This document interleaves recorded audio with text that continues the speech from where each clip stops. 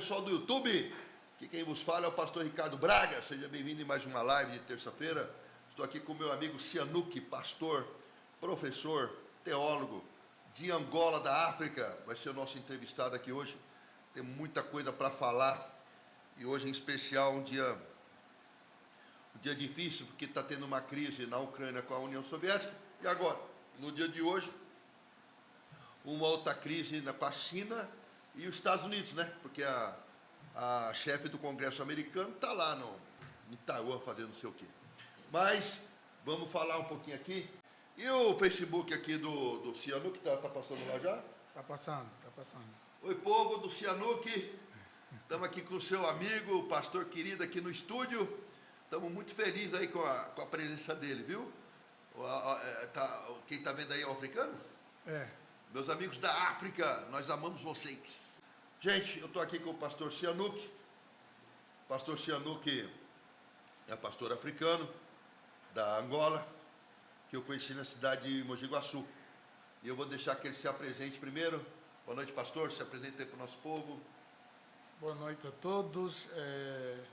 Muito feliz por estar aqui hoje com o pastor Ricardo Braga.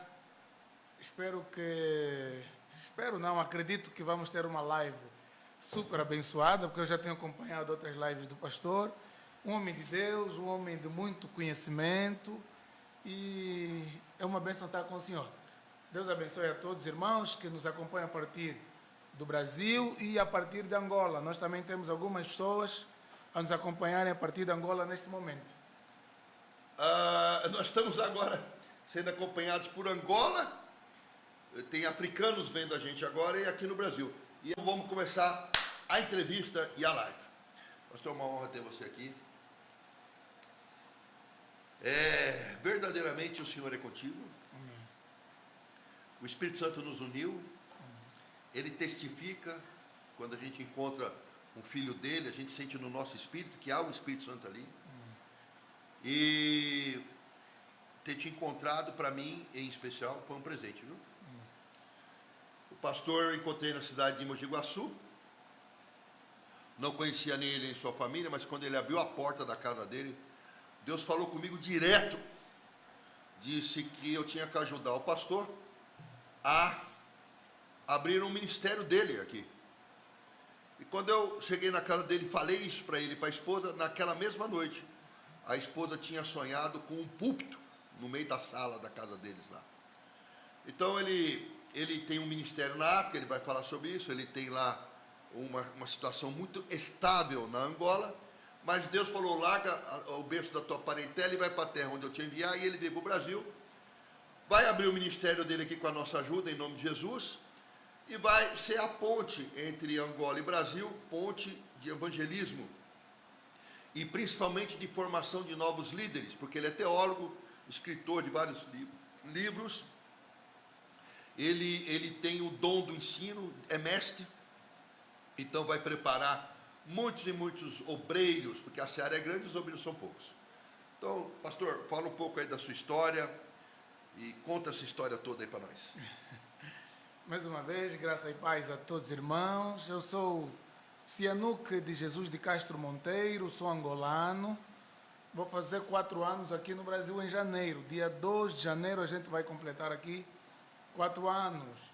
E a minha vinda para o Brasil foi, como diz o brasileiro, aprender aqui esse ditado, com cara e coragem. Porque Deus falou, Deus usou o pastor que me ganhou para Cristo, que eu chamo de Pai na Fé, que numa oração falou para mim que eu havia de viajar, que tinha que preparar o passaporte. Mas assim, numa primeira fase, eu quase que duvidei, né? Eu vi aquilo e não preparei o passaporte.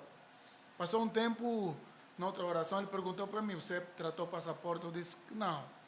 Então você está brincando com coisas sérias. Deus voltou a mostrar agora, você vai viajar, tem que preparar. Eu tratei o passaporte e numa das orações, na igreja em que eu pastoreio lá, foi uma ovelha que teve a visão. Estávamos orando, uma corrente de oração, a gente tem pelo costume lá fazer um círculo dando as mãos, orando, e depois da oração a ovelha disse, pastor, eu vi agora você descendo no aeroporto, tive uma visão, pessoas te recebendo no aeroporto. Aí eu tive mais uma vez a confirmação de uma ovelha desta viagem.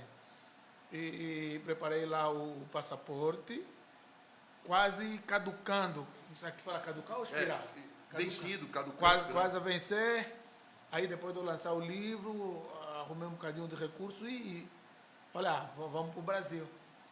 Até porque o Brasil, por que o Brasil? Além da profecia que Deus falou, o Brasil influenciou muito forte.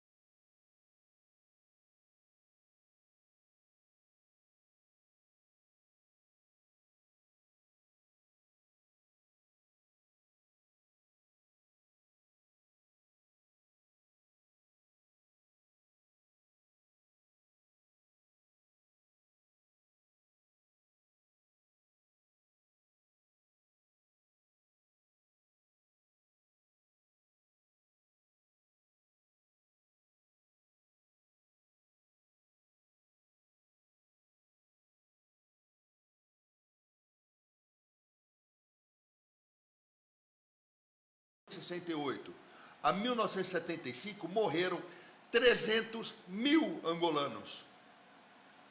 E o partido que está há 40 anos no poder em Angola é um partido comunista.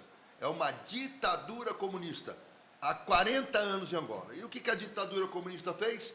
O país Angola é riquíssimo em petróleo, em ouro, em prata, em platina, em diamantes, em ferro, manganês e vários outros minérios.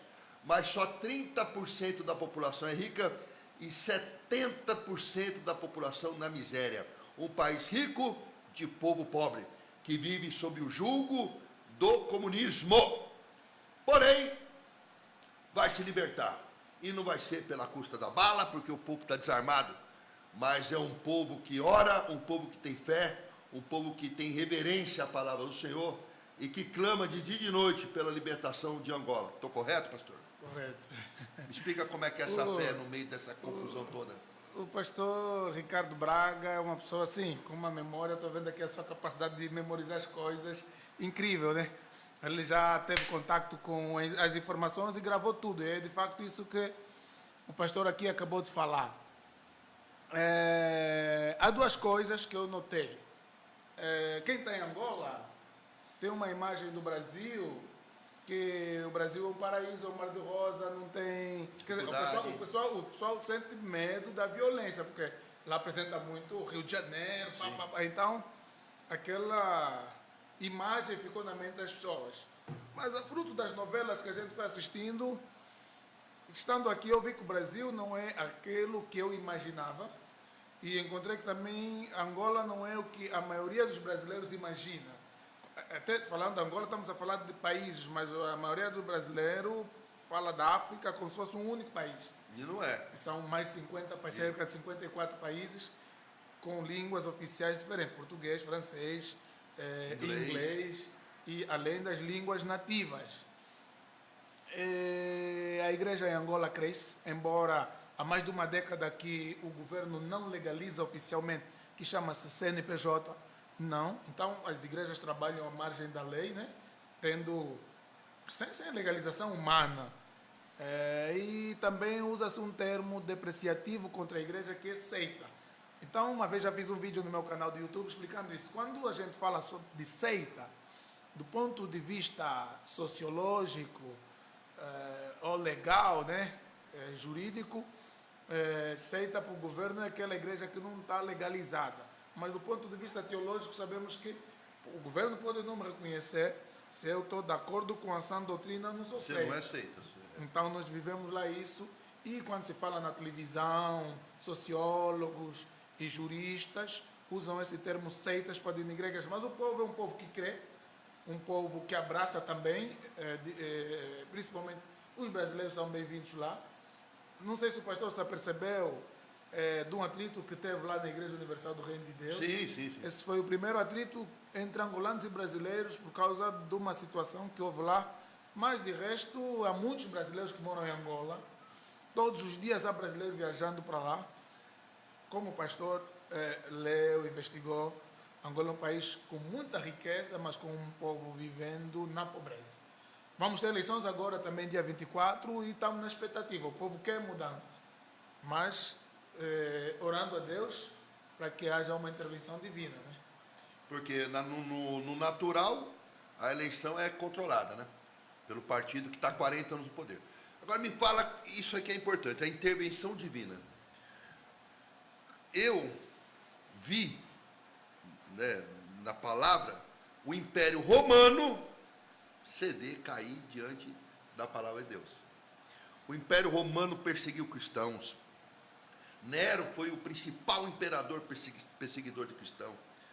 E Paulo, que era Saulo, que era romano, cidadão romano, pregando o evangelho aos gentios. E durante décadas e séculos, Roma perseguiu o cristão e Roma caiu. O império ruiu. E o imperador Constantino se converteu ao cristianismo. Como que, na sua visão de pastor, e o que Deus tem falado para você a respeito dessa opressão de Angola, caindo diante do poder do Espírito Santo, como que você vê isso? Bem, a princípio, pastor, é uma informação que não é muito boa. A informação é: o povo tem o governo que merece. Quando digo o povo tem o governo que merece, o pastor falou de Roma, mas antes de Roma veio a Grécia, antes da Grécia veio o Medo-Persa, veio a Babilônia, mas dentro desse contexto bíblico, o povo, por exemplo, o cativeiro babilônico, o povo pecou. Pecou. E nesse contexto do Império Romano havia os zelotas. Os zelotas são aqueles que andavam armados com facão, que eles não permitiam que os judeus pagassem imposto a pagãos, aos romanos. Tanto que Jesus tinha um discípulo chamado Simão Zelota. Mas o tempo da libertação não era segundo o querer dos zelotas, a força da arma, porque eles tinham o governo que mereciam, porque estavam entregues à idolatria, afastados de Deus. Então, Deus por vezes permite a opressão quando o povo está virado para bruxaria, feitiçaria, o povo não quer saber de Deus, então Deus permite. Então, muitas vezes então, o povo tem... Abrindo aspas, o sofrimento aproxima de Deus, é isso? Não, o que quero dizer é que por vezes Deus permite o povo sofrer na mão de ímpio porque o povo não quer se voltar para Deus. Aí aquele sofrimento acaba aproximando o povo. Aí é que eu digo, o povo tem o governo que merece. Mas quando aquele povo se humilhar e orar, se arrepender e clamar, aí é o momento... Angola está nesse momento de se arrepender, orar e clamar ou não ainda? Bem, alguns estão fazendo isso.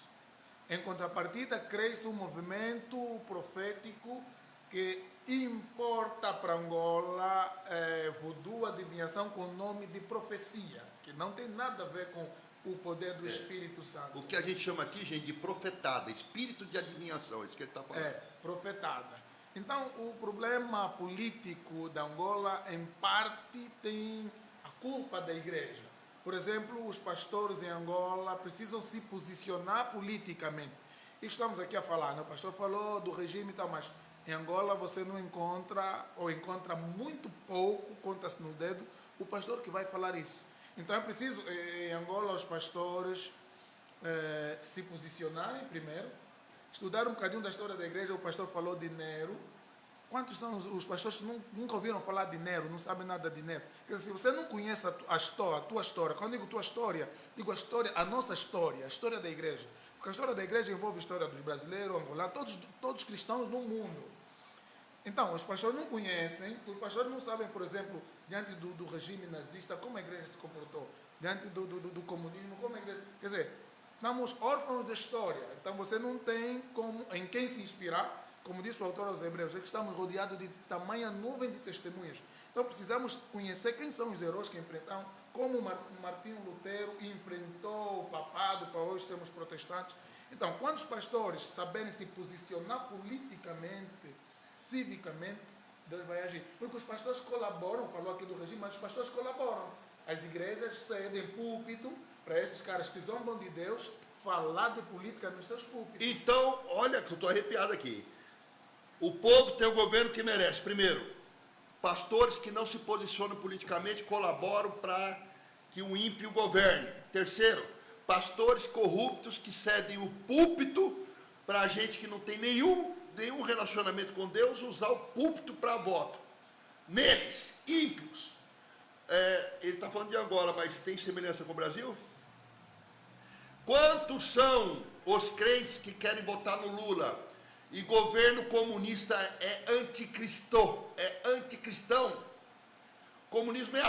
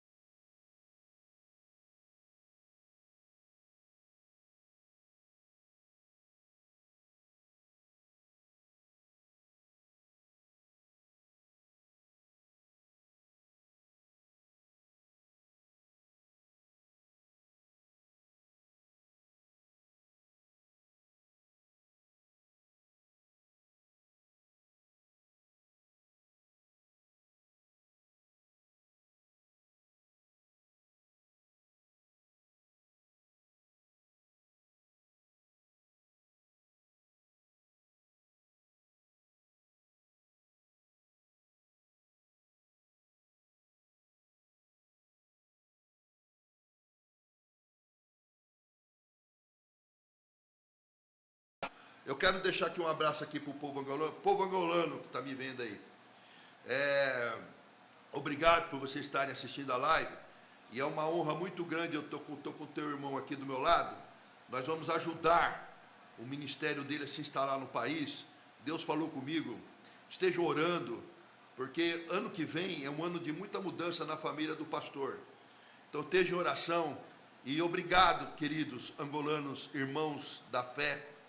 Obrigado por vocês nos amarem, nos quererem bem, nós também amamos vocês, estamos muito felizes de ter vocês aqui, viu? Eu estou falando aqui, gente, com Angola, no celular dele, e aqui nós estamos aqui. A paz do Senhor, Francilene Melo, Aldo Olívio, meu pastor não fala da política, diz que Deus está no controle, mas sinto que essa falta até de esclarecimento. Tem alguns membros da minha igreja que votam no Lula. Aldo, membro da sua igreja que vota no Lula não é crente. Ou é falta de conhecimento, ou é cúmplice. E eu estou aqui com um angolano que está sob julgo de 40 anos de comunismo na terra dele. Então aqui, ó, Iria Chaves, Deus grande, nosso Brasil nos livre do comunismo, nos livre dos políticos e ministros corruptos. E eu quero falar de corrupção. Eu vou falar de corrupção. Eu vou falar de corrupção de duas maneiras, uma política e outra bíblica. Como eu estou do lado de um professor de teologia, vou perguntar da bíblica, mas eu vou começar com a política. Corrupção, pastor, tem aqui no Brasil o maior esquema de corrupção do mundo foi brasileiro. Luiz Inácio Lula da Silva e o partido do PT roubaram trilhões de reais do Brasil. bilhões de dólares. Quase faliram a empresa de petróleo nacional. Levaram o Brasil a um caos econômico e social. E na Angola, como é que é essa corrupção no governo lá? Bem, aquilo que nós sabemos, que quando o governo é centralizado, o que é que acontece? Gera-se empreendedores políticos e muito poucos empreendedores econômicos. Tanto é que quem é rico lá enriqueceu-se não por empreender, mas porque foi nomeado a um cargo público. Então, aqui no Brasil você encontra fazendeiros, pessoas singulares que têm fazenda. Não, lá fazendeiro é general, governador. Está vinculado ao governo. É, exatamente. Então, mas é um país próspero, um país aberto aos estrangeiros, com muitas pessoas que vão lá com a intenção de investir, mas também com muita corrupção. E corrupção no altar, como é que é lá? Corrupção, aqui fala propina, né? Propina, é? Propina para seu filho passar de classe de um ano para o outro, propina para entrar na escola pública, propina para poder entrar num concurso público no estado, para você poder... Então, a propina no policial que fica na estrada, se você está com multar. Então... E na igreja, corrupção na igreja? Como é que o Estado gera corrupção na igreja, no altar? Bem, aquilo... Você falou daquelas igrejas não, que tem o CNPJ... por exemplo, nós falamos aqui, em véspera de eleições, os pastores recebem carro, recebem dentro do carro, o pastor está lá, então, quer dizer, como o partido é partido das massas, então os pastores têm grandes igrejas, recebem algumas benesses para poder apelar o povo. Isso é... Mas essa corrupção no altar, que nós queremos que haja uma mudança. Por exemplo, há pessoas que estão em Angola, pensam que o Cianu, que Angola vive bem, tem boa vida. Não, vivo as minhas dificuldades do Brasil, mas eu bem podia chegar aqui e esquecer o meu povo. Mas, como os judeus na Babilônia, eles pensavam em Jerusalém, eu fico pensando neles, torço por eles, falo no Facebook, porque eu quando vou para o postinho aqui, recebo assistência médica, leite todas as segundas-feiras para o meu filho no postinho, merenda escolar para meus filhos, eu penso nas crianças angolanas. Pastor, leu no Google sobre as crianças lá. Sim. E eu penso, eu choro, eu quero que os angolanos, as crianças, tenham merenda escolar, tenham leite no postinho, remédio, entendeu? Porque nós temos recursos para viver assim, para ter isso. A corrupção é que centraliza o recurso para meia dúzia de pessoas. E ainda há, pastores, outro grupo que é importante também, nós falamos no Live 2, de crentes que acham que o pastor não devia falar nada de política, devia pregar a Bíblia, falar Jesus te ama, esse é o pior. Vai para o paraíso, e eles aqui ficam no tristes Brasil quando tem a gente isso também. toca nesse assunto. Quando eu falo de política, tem um monte de crente que fala, você não pode falar de política, como não? A gente tem que falar de política, porque nós estamos vivendo uma guerra espiritual. Eu quero que quem governa a gente seja cristão, não é verdade? Fala um pouquinho da corrupção, sobre enfoque bíblico, como você vê. Sobre enfoque bíblico, não sei qual é a perspectiva que o pastor queria que eu falasse, mas eu diria que tudo parte pela arma-teologia, o pecado, né? O pecado corrompeu o próprio ser humano. Então o ser humano é suscetível à corrupção, é um ser corruptível. Porque a carne já é corrupta. Porque a carne já é corrupta. A carne é corrupta. Então nós nascemos com a corrupção na carne nossa.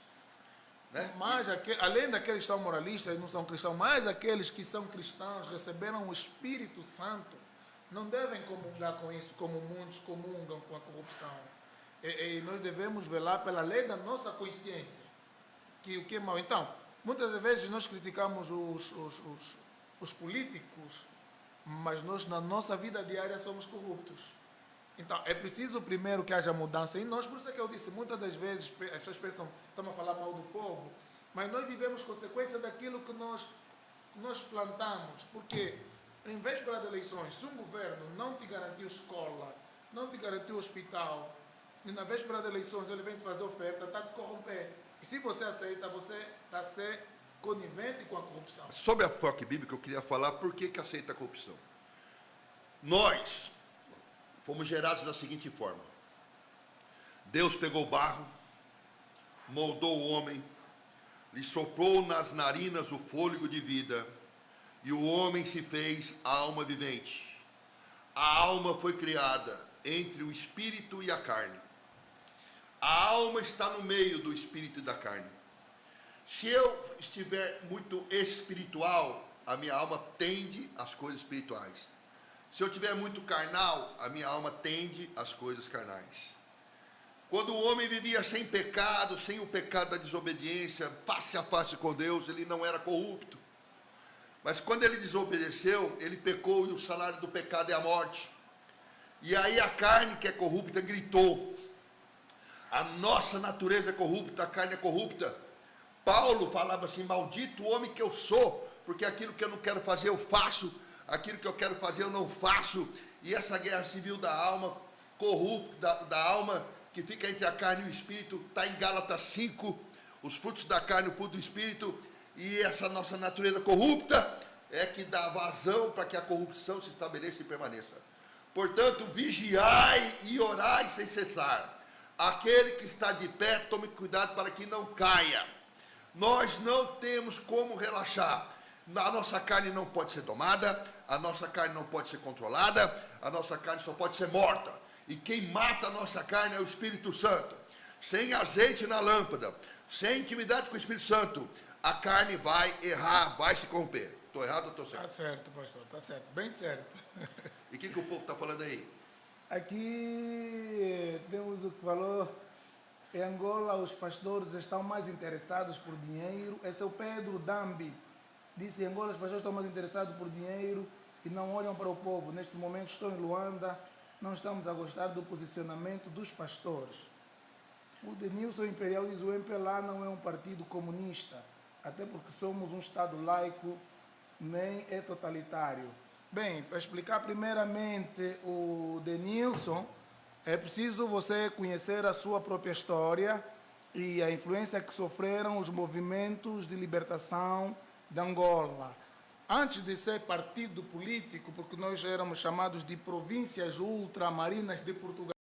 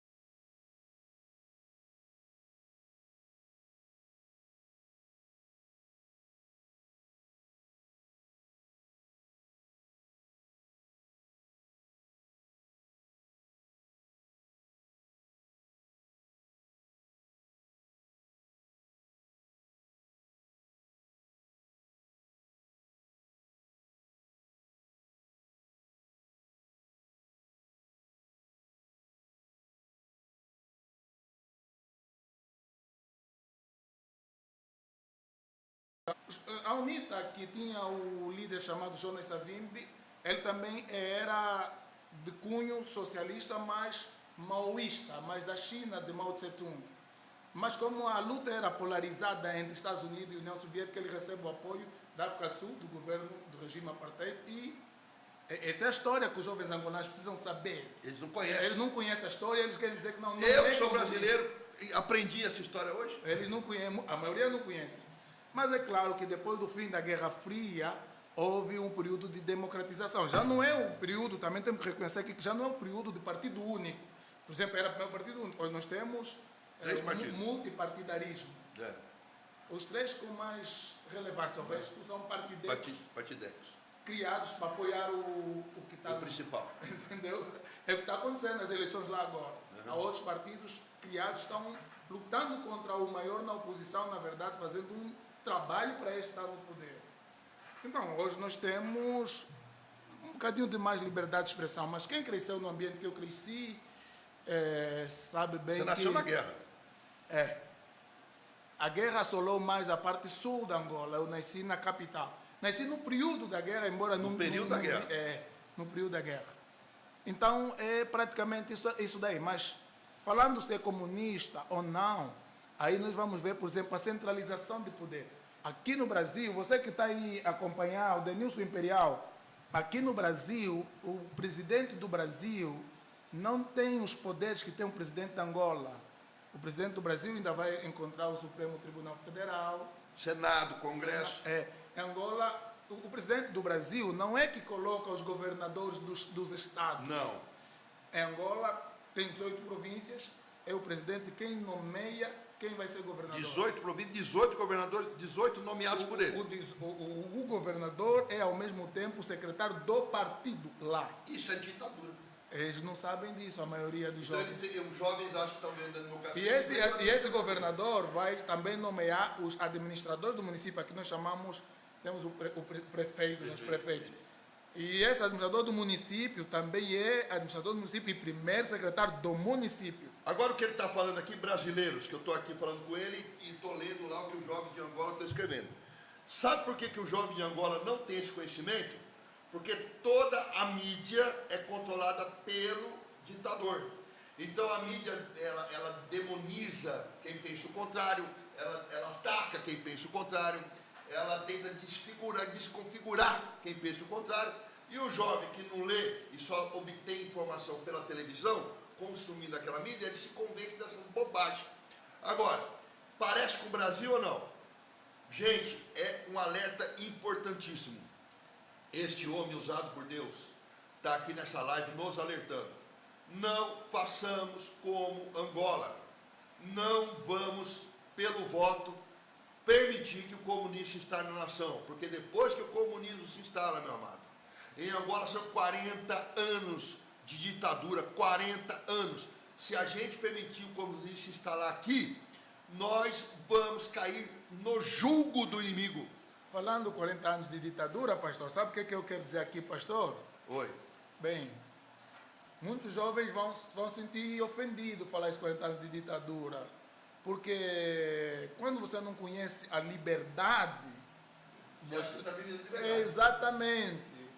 A maior parte dos jovens que se revoltam são aqueles que viajam, vão para a Europa, eles chegam e encontram que, na verdade, por exemplo, as manifestações nos países europeus, é mais porque os jovens estão vivendo um vazio na alma. Espiritual. Isso é espiritual. A nossa manifestação do jovem não. Pastor, se assistir, você vai chorar. Estão manifestando comida. Bolsonaro levou uma facada, foi tratado no Brasil, não saiu do Brasil. Os governantes angolanos criam hospitais que eles próprios não se tratam lá, vão se tratar na Europa. O que é isso? Ditadura. Você cria escola, os teus filhos não se formam no sistema de educação que você cria, onde o povo é ensinado, os teus filhos estudam nas melhores universidades fora do país. Porque dentro não pode. Não se diz que não pode estudar fora, mas se você estuda fora porque sabe que não há qualidade dentro, então você tem feito um desserviço para a nação. Ditadura. Então, eu estou aqui com um pastor angolano falando o que o país dele vive hoje. Se nós votarmos errado, se nós não pregarmos o evangelho, se nós não expulsarmos da igreja todo aquele que defende o comunismo ateu, nós vamos cair sobre esse jugo que Angola caiu. Mas nós não vamos permitir, porque tem um povo que jejua, um povo que ora, um povo que está se levantando nessa nação contra o comunismo. E não tem terceira via. Ou é Lula ou é Bolsonaro. E o Bolsonaro pode não ser a melhor pessoa do mundo, mas eu vou votar nele, porque é ele ou o comunismo. E todo cristão que defende Lula trabalha para Satanás. Liriane Leite, lamentável que os cristãos brasileiros não buscam aprender sobre o comunismo. Infelizmente vive desejando que o PT volte ao poder. Gilda Monteiro, precisamos clamar de dia e de noite. Ajuntar os outros irmãos, levantar um clamor. Roberto que está da paz do Senhor. Liliane Leite, sim. Facebook, boa. E aqui, Carmo, Andrei, Denise, Lorane, Gabriel, professor Ian, Luiz, Laudicea, Robson, Lide, pastor Marcel, Juliana, Juliane, muita gente aqui. Glória a Deus. O que estão falando aí, pastor? O outro diz aqui, comentou de novo.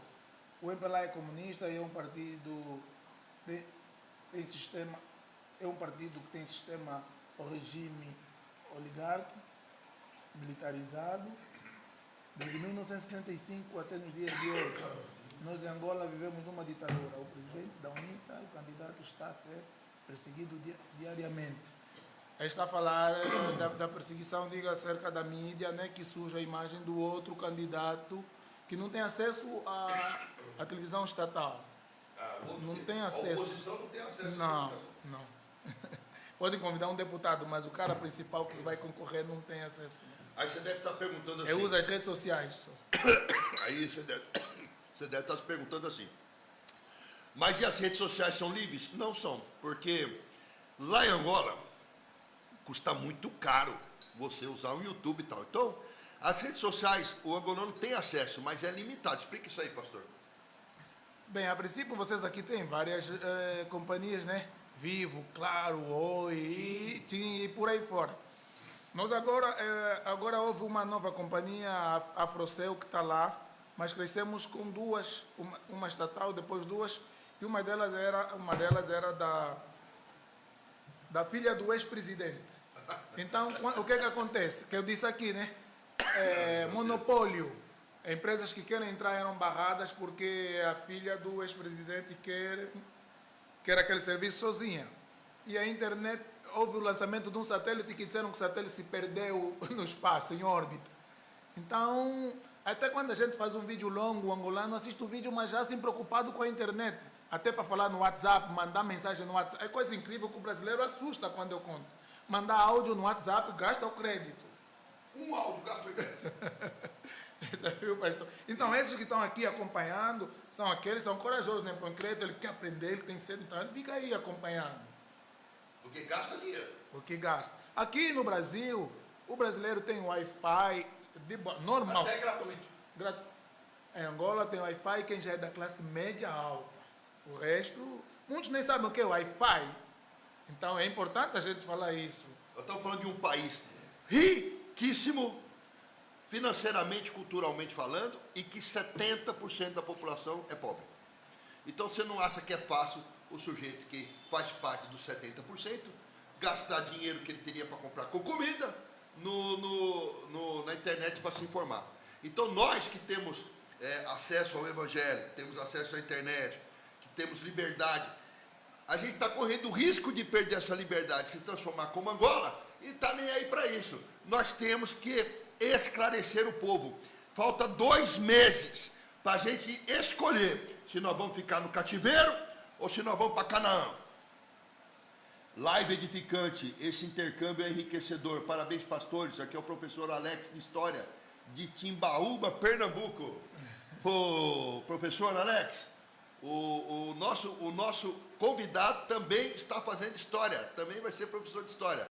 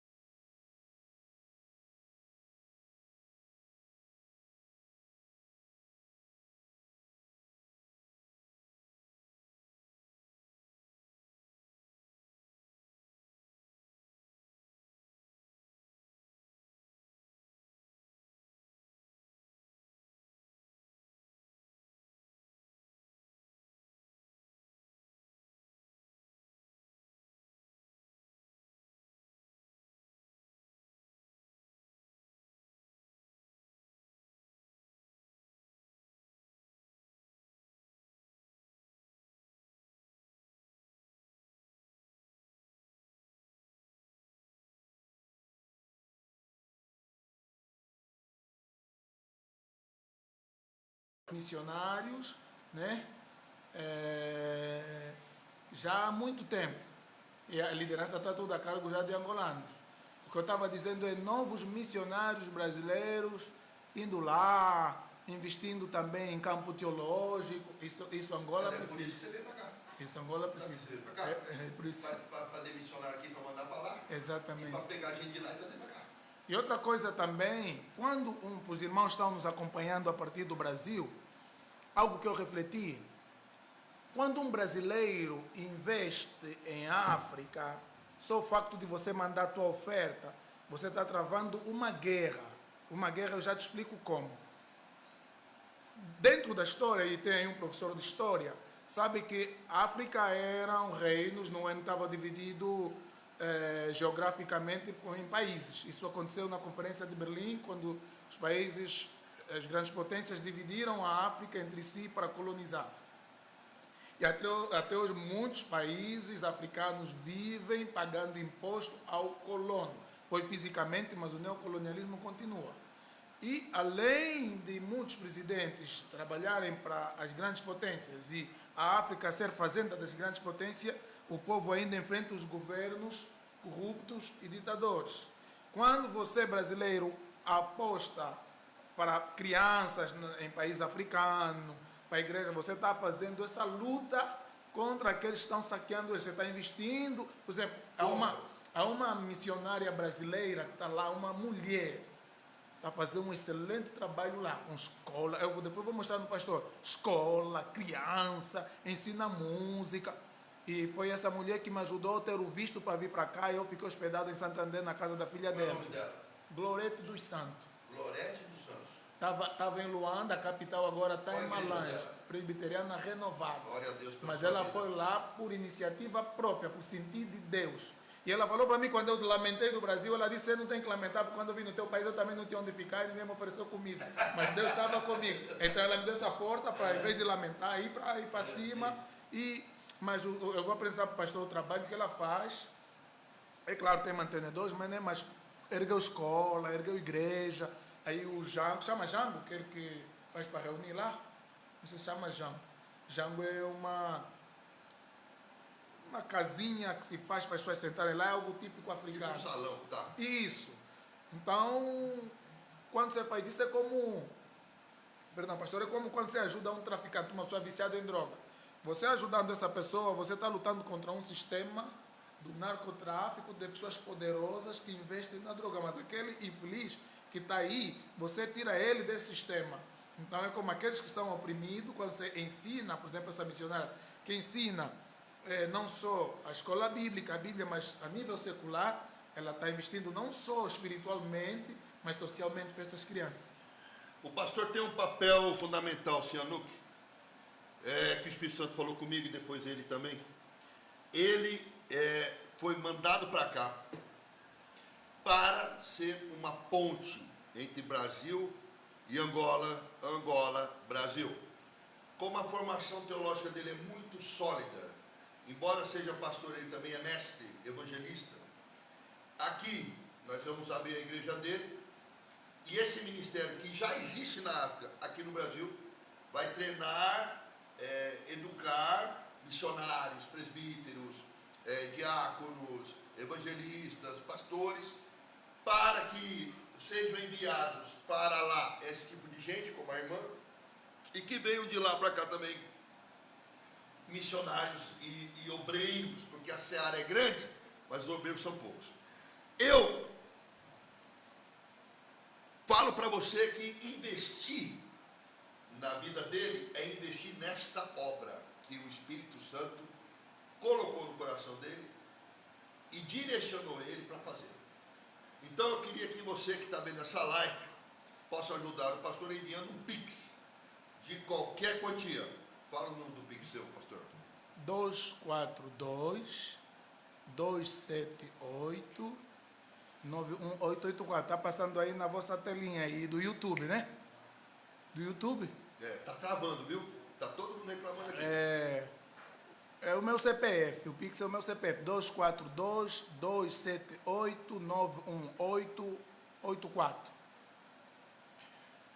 2422-7891-884.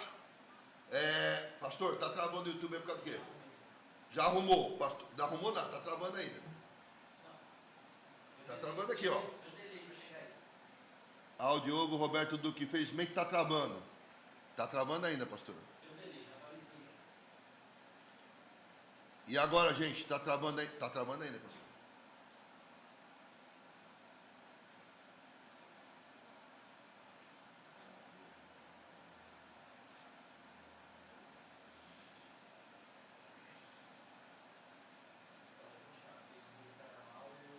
Tá travando ainda, pastor. Sim, o meu Face aqui está normal. Tá.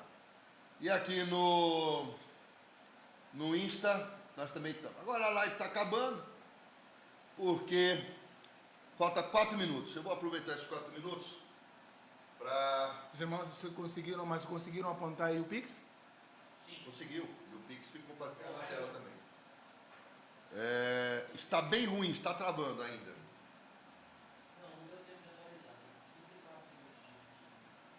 Por que está travando?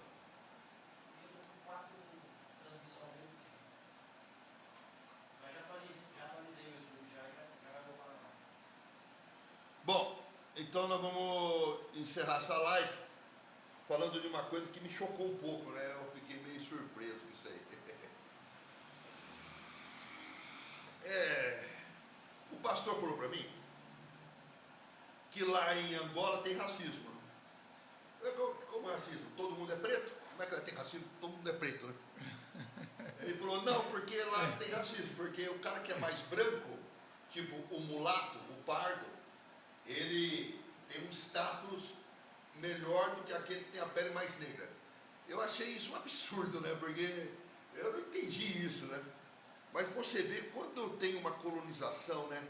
Quando você coloca uma ideologia numa população, na mente de alguém, essa ideologia às vezes é tão forte que despersonaliza o indivíduo, né? Faz com que o indivíduo ele comece a se autodepreciar, né? Deforma a sua própria imagem diante de uma ideologia ou de uma cultura que foi implantada para ele, né? Isso eu achei o cúmulo, né?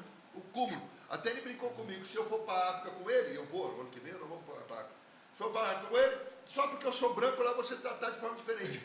Como é que pode? Explica isso aí, mano. Eu estava falando com o pastor um bocadinho sobre um movimento lá, né? Que é o movimento dos afrocratas, que eu falei, pastor, que eu concordo com eles do ponto de vista das suas abordagens políticas, porque eles são a favor da África, do panafricanismo, a unidade africana, e são a favor da desprivatização mental daquele que foi colonizado. Há um livro aqui no Brasil, muito falado, do Francis Fanon, que ele foi um psiquiatra, e o título desse livro é Pele Negra, Máscaras Brancas. Perdão. Então, isso também acontece com os negros no Brasil, pastor. Perdão, eles precisam se aceitar. E a colonização causou isso na mente do negro. Por exemplo, as falsas teorias, e o pastor é biólogo, certamente já ouviu falar e conhece melhor do que eu, o determinismo biológico e o determinismo geográfico. O determinismo biológico é aquele que diz que, pelo facto de ser negro ou de ser africano, você tem o teu QI inferior aos demais. Esse é o determinismo geográfico, quer dizer, onde você nasce determina o teu QI.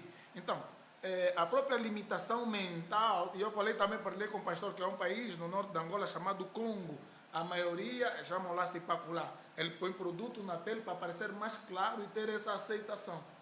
Que na verdade é um problema que tem que ser feito uma desprivatização mental. É um problema que está na mente das pessoas.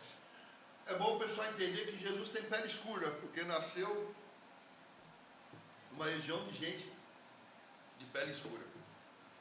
Fico triste com isso, porque eu, quando estou do lado de um negro, né? Preto, negro,